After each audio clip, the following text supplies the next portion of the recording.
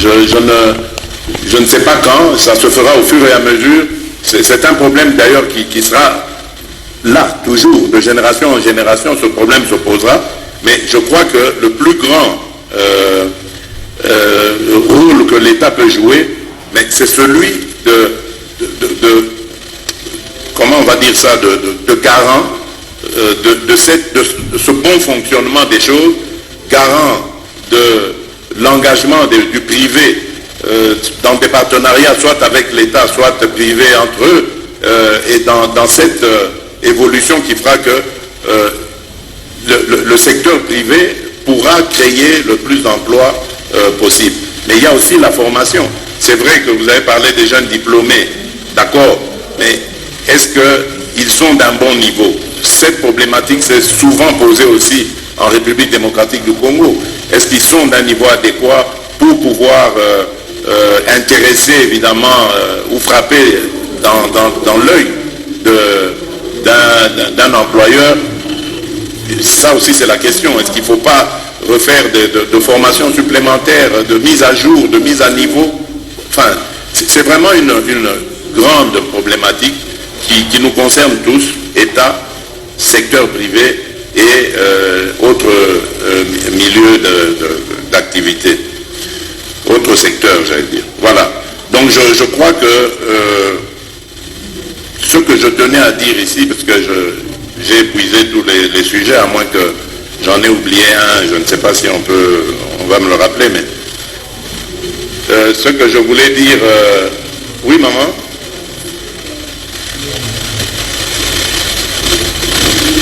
Oui, allez-y. Merci, Son Excellence. Présentez-vous, s'il vous plaît. Vous pouvez retirer juste, oui, le masque, comme ça je vous entends mieux. Merci, Son Excellence, Monsieur le chef de l'État. Oui. Pour nous, c'est une grande joie de nous avoir dans nos mines. Merci. C'est une grande consolation. Comme vous avez soulevé les problèmes des femmes, c'est surtout les mamans. Je suis Madame Massanka Magloire. Okay. Je suis chargée de l'administration et la sous-traitance de Sokimo. En ce qui concerne? Sous-traitance. Ah, de la sous-traitance. Oui.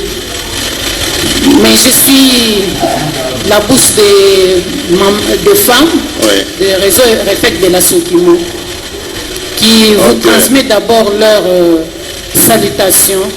Merci. Et des remerciements, puisque vous présentez en ce moment et dans une zone où on ne pouvait pas croire que vous allez passer même la nuit ici. C'est déjà l'amour. L'amour, vraiment. Ils m'ont chargé de vous transmettre leurs salutations et leur reconnaissance. Merci beaucoup. Mais ils posent les problèmes concernant, puisque je salue aussi la présence de nos autorités, maman PCA qui est dans la salle.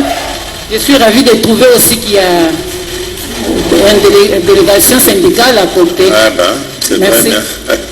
Le problème est que vous avez déjà épinglé beaucoup de points qui étaient sur le problème de maman, puisqu'il voulait vous faire voir que s'il y a de l'insécurité, plus en du coup, c'est puisque les usines de la Sokimo se trouvent dans cette concession-là. Ah, okay. Et c'est la Sokimo qui prenait en charge tous ces jeunes.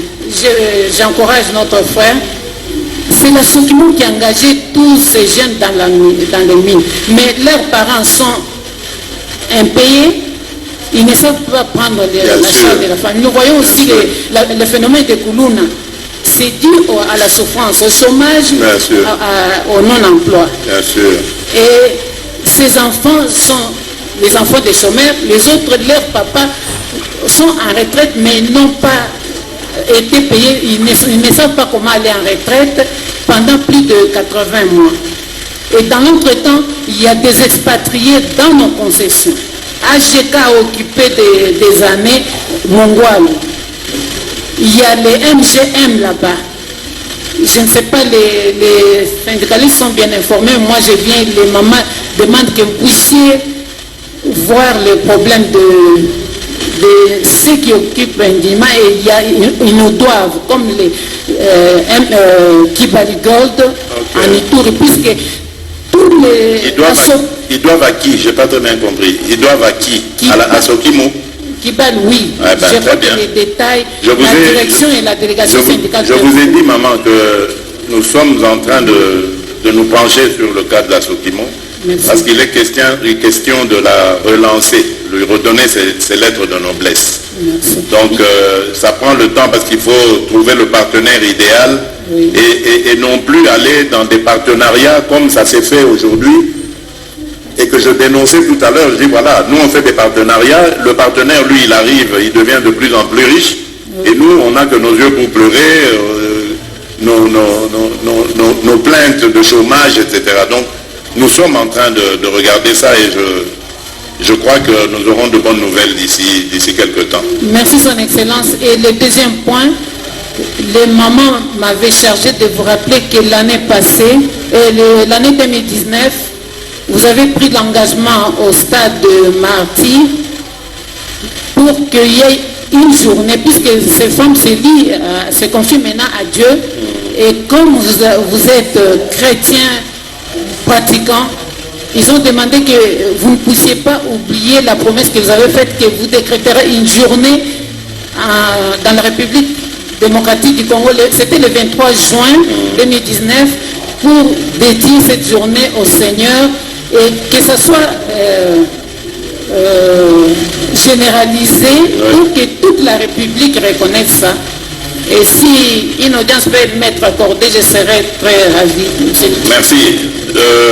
Je vous réponds directement pour ça, pour dire que l'année 2020, il y a eu cette journée. C'était la dernière de l'année.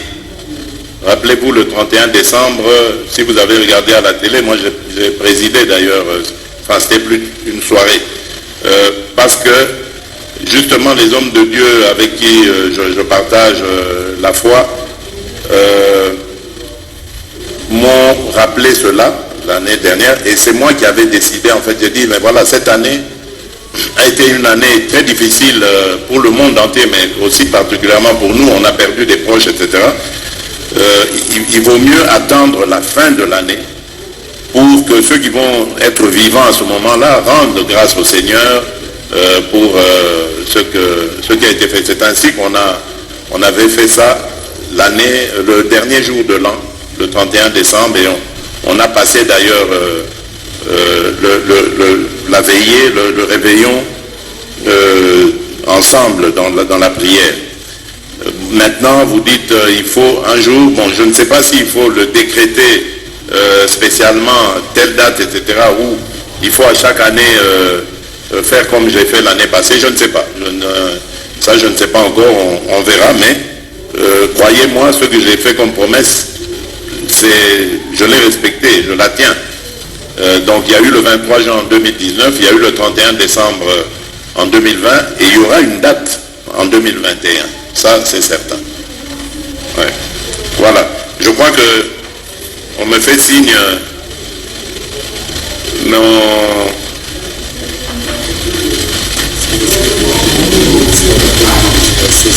Oui, voilà. Donc il y a même une activité que je suis obligé d'annuler parce que je dois aller sur Goma pour d'autres réunions encore.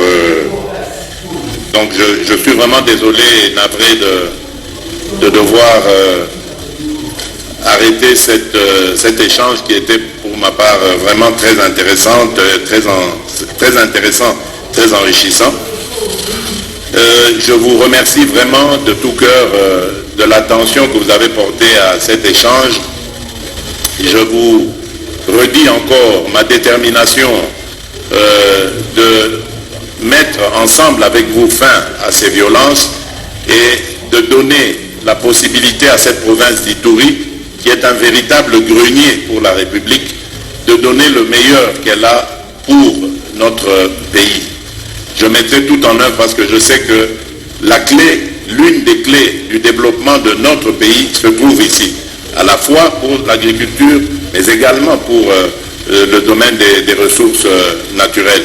Donc, comptez sur moi.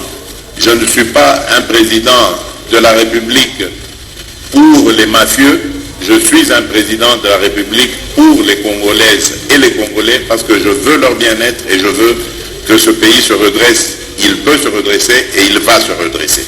Merci, que Dieu vous bénisse.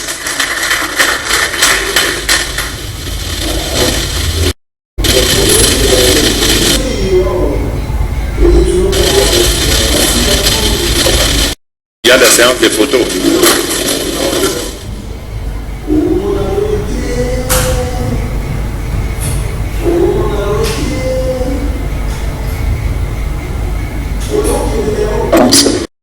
Aller en détail pour expliquer les motivations de cette mesure d'état de siège. Donc, bref, tout est fait pour que la situation change ici. Et c'est la deuxième fois que le président de la République est ici depuis 2019. C'est un privilège par rapport aux autres provinces.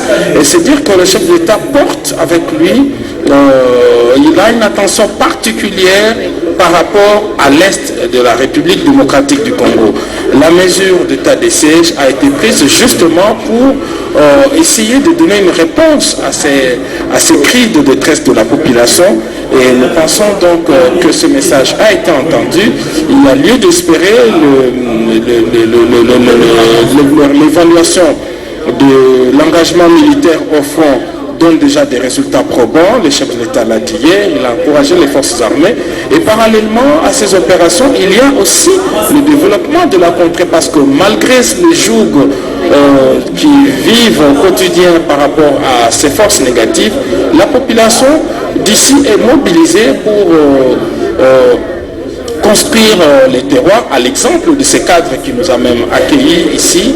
Donc c'est dire que le jour où la paix va revenir dans cette partie, ce sera un vrai boom, et que le Congo va gagner dans tout son ensemble. Voilà donc François Sigoula Boadi, c'est un échange interactif assez important qui a permis au président de la République d'écouter directement sans passer par les rapports administratifs. Il a écouté directement la population concernée et lui aussi a donné des réponses. Donc c'est cette gouvernance de proximité qui fait la particularité du chef de l'État, Félix Antoine Tshisekedi Tshilombo. Merci Giscard. Sur la pelouse, comme on sait le voir, il y a quelques photos de famille. Le chef de l'État va immortaliser son passage après ce séjour pour évaluer l'état de siège. Junior, vous habitez à Bunia. Vous avez suivi le président de la République. Il a bien dit qui sont ces bandits qui doivent tenir tête à toute une armée, à toute une population, et que